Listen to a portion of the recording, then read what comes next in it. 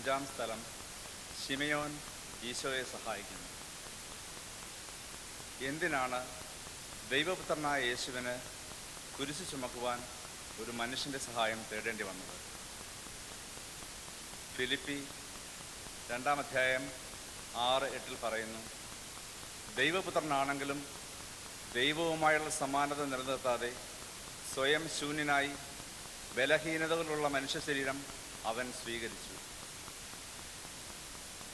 നിയമത്തിന് വിധേയരായ മനുഷ്യരെ രക്ഷിക്കുവാൻ മനുഷ്യൻ നൽകിയ അന്യായമായ വിധിയെ അംഗീകരിച്ച് ദുർഘടമായ കുരിശ് ചുമക്കുവാൻ യേശു തയ്യാറായി.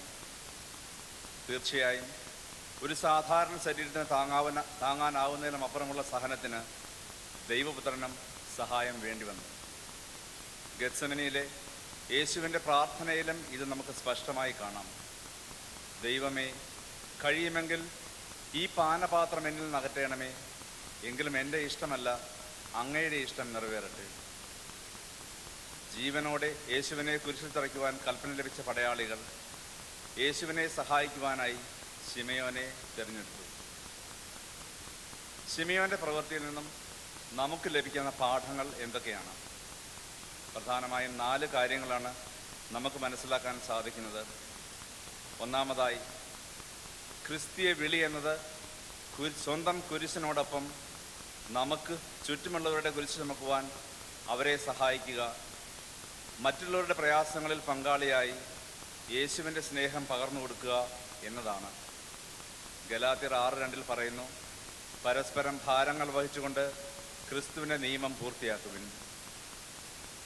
രണ്ടാമത്തെ സന്ദേശം, യേശു സ്വയം എളിമപ്പെടുത്തി ശിമയോൻ്റെ സഹായം സ്വീകരിക്കുവാൻ തയ്യാറായി. ദുർഘട സാഹചര്യങ്ങളിൽ വിനയത്തോടെ മറ്റുള്ളവരുടെ ഉപദേശവും സഹായവും സ്വീകരിക്കുവാൻ നാമും തയ്യാറാകുക. അത് ദൈവത്തിൻ്റെ കരുണയുടെ ഭാഗമാണ്. മൂന്നാമതായി, ശിമയോൻ്റെ സഹായം ശിശുത്വത്തിൻ്റെ പ്രതീകമായി കാണുന്നു. ലൂക്കായുടെ സുവിശേഷം 23-26 പറയുന്നു, ശിമയോൻ കുരിശ് ചുമന്ന് യേശുവിൻ്റെ പിന്നാലെ നടന്നു. ലൂക്ക 9:23, ആരെങ്കിലും എന്നെ അനുഗമിക്കുവാൻ ആഗ്രഹിക്കുന്നുവെങ്കിൽ അവൻ തന്നെ പരിത്യജിച്ച് അനുദിനം തൻ്റെ കുരിശുമെടുത്ത് എന്നെ അനുഗമിക്കട്ടെ.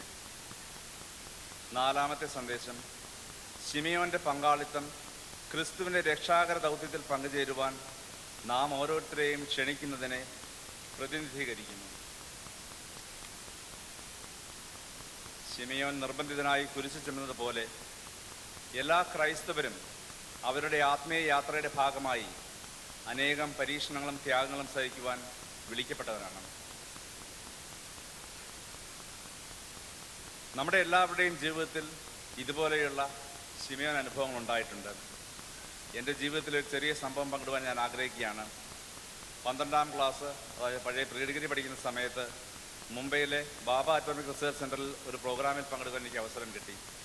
എൻ്റെ ആദ്യത്തെ ട്രെയിൻ യാത്ര, ടിക്കറ്റ് റിസർവേഷനൊക്കെ എടുത്ത് അങ്ങോട്ടേക്കുള്ള യാത്ര സുഗമമായി പോയി. കൂട്ടിന് എൻ്റെ ഒരു ബന്ധുവും കൂടെ ഉണ്ടായിരുന്നു. 3 ദിവസം പ്രോഗ്രാം കഴിഞ്ഞ് തിരിച്ചു പോരാനുള്ള ട്രെയിനിൽ കയറുവാനായി സ്റ്റേഷനിലെത്തി. എന്തോ കാരണം കൊണ്ട് റിസർവേഷൻ ക്യാൻസലായി. എൻ്റെ ബന്ധുവും ഞാനും കൂടി ജനറൽ കമ്പാർട്ട്മെൻറ്റിലേക്കുള്ള ടിക്കറ്റ് എടുത്തു. നിന്നു തിരിയാനാവാത്ത വിധത്തിലുള്ള തിരക്ക്, ബാത്റൂമിൻ്റെ മുമ്പിൽ വരെ നിൽക്കുവാനും പോലും സ്ഥലമില്ലാത്ത സ്ഥിതി. ട്രെയിനിൽ കയറുന്നതിന് മുമ്പ് കഴിച്ച എന്തോ ഭക്ഷണം കൊണ്ട് എൻ്റെ വയറ്റിൽ ഭയങ്കരമായ അസ്വസ്ഥതയുമുണ്ടായി. ഈ തിരക്കിനിടയിലൂടെ തുടരെ ബാത്റൂമിൽ പോകേണ്ടി വന്ന അവസ്ഥ. ഇത് പല ആവർത്തി കഴിഞ്ഞപ്പോൾ ഡീഹൈഡ്രേഷനായി അല്പം പോലും നേരെ നിൽക്കാൻ പറ്റാതെ എനിക്ക്. എൻ്റെ ഈ അവസ്ഥ കണ്ട് അടുത്തിരുന്നൊരു അല്പം വൃദ്ധനായ മനുഷ്യൻ, അദ്ദേഹം ഫ്ലാസ്കിൽ കരുതിയിരുന്ന ചൂടുവെള്ളവും ഭക്ഷണവും എനിക്ക് നൽകി. അതോടൊപ്പം അദ്ദേഹം ഇരുന്ന സീറ്റും എനിക്ക് മാറിത്തന്നു. എങ്ങനെയൊക്കെ രാത്രി മുഴുവൻ കഴിച്ചുകൂട്ടി. രാവിലെ ആയപ്പോൾ എല്ലാം ശരിയായി എന്നാണ് എൻ്റെ ഓർമ്മ. തുടർന്നുള്ള യാത്ര വലിയ കുഴപ്പമില്ലാതെ പോയി വീട്ടിൽ തിരിച്ചെത്തി. തീർച്ചയായും നമുക്കെല്ലാവർക്കും ഇതുപോലെ പല രീതിയിലുള്ള ശിമയോൻ അനുഭവം ഉണ്ടായിട്ടുണ്ട്. ക്രിസ്തീയ ജീവിതത്തിൽ 5ാം സ്ഥലത്തിൻ്റെ പ്രാധാന്യം വളരെ വലുതാണ്. ഇത് നമ്മെ ക്രിസ്തുവിൻ്റെ കരുണയിലേക്ക് വിളിക്കുകയും ചുറ്റുമുള്ളവരെ സഹായിക്കുന്ന അവസരങ്ങൾക്കായി ജാഗ്രതയോടെ നിലകൊള്ളുവാൻ നമ്മെ പ്രേരിപ്പിക്കുകയും ചെയ്യുന്നു. നമ്മുടെ അഹങ്കാരത്തെ മാറ്റിവെച്ച് ആവശ്യമുള്ളപ്പോൾ ഉപദേശങ്ങളും സഹായവും സ്വീകരിക്കുവാൻ നമ്മോട് ആവശ്യപ്പെടുന്നു. സ്വന്തം കുരിശെടുത്ത് ക്രിസ്തുവിനെ അനുഗമിക്കുവാൻ നമ്മെ ആഹ്വാനം ചെയ്യുന്നു. അങ്ങനെ ക്രിസ്തു മാതൃകയാക്കിയ സ്നേഹത്തിലും കരുണയിലും പങ്കാളികളാകുവാൻ നമുക്ക് സാധിക്കുന്നു. വിശുദ്ധ കുർബാനയിൽ നമ്മൾ ചൊല്ലുന്ന മനോഹരവും ഹ്രസ്വവുമായ അനുതാപഗീതത്തോടെ ഈ പങ്കുവെപ്പ് ഞാൻ അവസാനിപ്പിക്കുകയാണ്. ദൈവമേ, അങ്ങയുടെ കാരുണ്യത്തിനൊത്ത വിധം എന്നോട് ദയ തോന്നണമേ. അങ്ങയുടെ കാരുണ്യാതിരേകത്തിനനുസൃതമായി എൻ്റെ പാപങ്ങൾ മായ്ച്ചു കളയണമേ.